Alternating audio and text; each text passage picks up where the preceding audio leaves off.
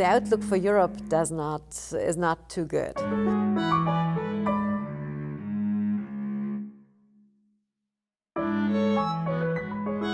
If we look at the Greek facts and figures, we see that there is a debt ratio of GDP which exceeds 190% for the next year, 2014.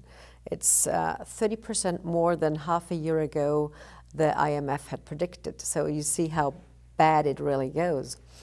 But Greece is not the only problem. We do have Spain, which is in a tragic situation.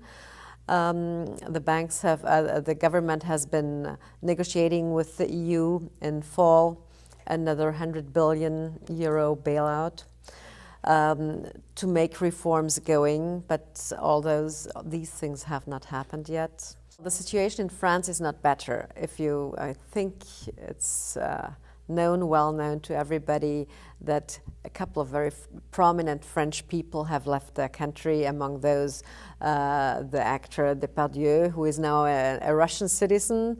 Well, no wonder. I mean, he doesn't want to pay 75% tax, whereas in Russia he only pays 11 flat. The former chancellor and prime minister has left his own country and is now living in London with his beautiful wife Carla. So there must be a reason why those people leave the countries. And France, again, has also not done their reforms. The unions are still very strong. There is no entrepreneurship, no small and medium-sized enterprises. There are big state-owned entities still. So government has a big and huge role.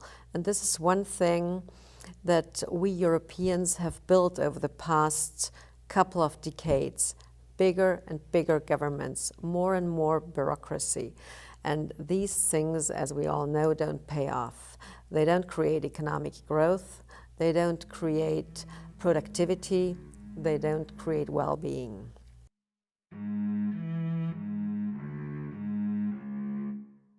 One country, for example, Sweden, has shown that one can turn around very successfully.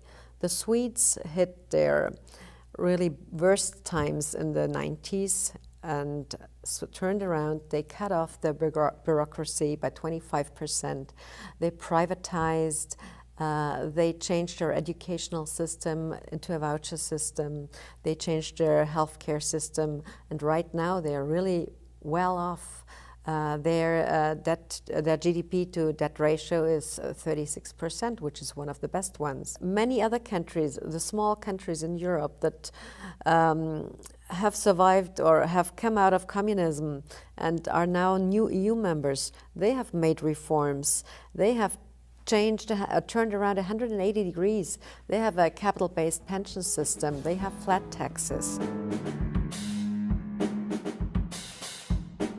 The EU is the biggest and right now, as it turns out, the most expensive peace project that we see. And eventually it will not keep peace, it will start social unrest.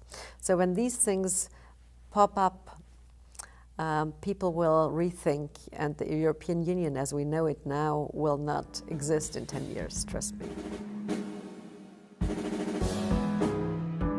From a free market perspective and from a very individualist perspective, there will be the rise of regions, and there will be competition among those regions.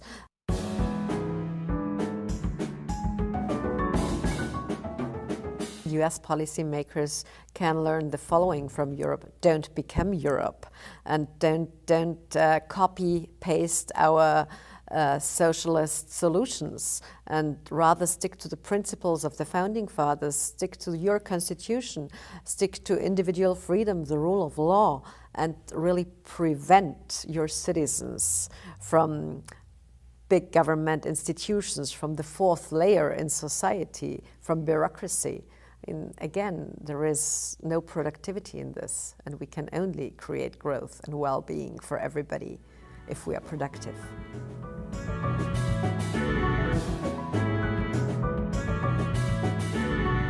Well, our idea of helping people or making them acquainted with free market ideas is, for example, our Free Market Roadshow.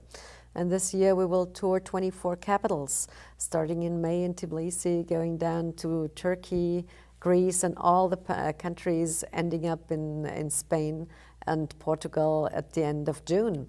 And what we will discuss there with international economists, with business people, with opinion leaders is the austerity programs and the future of Europe, youth unemployment, which is a serious issue, the entitlements generation, and how to overcome this. You can find out about the Free Market Roadshow at www.freemarket.rs.com.